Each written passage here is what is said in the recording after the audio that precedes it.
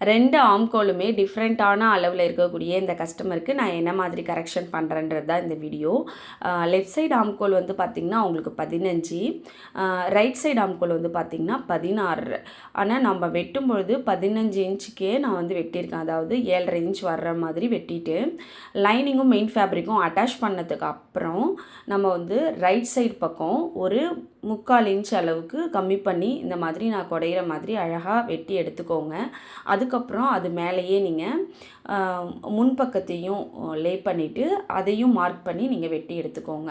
So இந்த மாதிரி பண்ணும்பொழுது அவங்களுக்கு ஆம்கோல் லூஸ் வந்து கரெக்டாக சீட் ஆகும். பாடியில் எந்த இடத்துட்டையும் லூஸ் இருக்காது. இதை விட்டுட்டு நம்ம வந்து சேர்த்து பிடிச்சிக்கலாம் இல்லைனா தள்ளி பிடிச்சிக்கலான்னு தைக்கும்போது இந்த தப்பு பண்ணும்போது 1.5 இன்ச் ஜாஸ்தியாக இருக்கிறதுனால அவங்களுக்கு உடம்பு அளவுலேயும் லூஸ் இருக்கும்.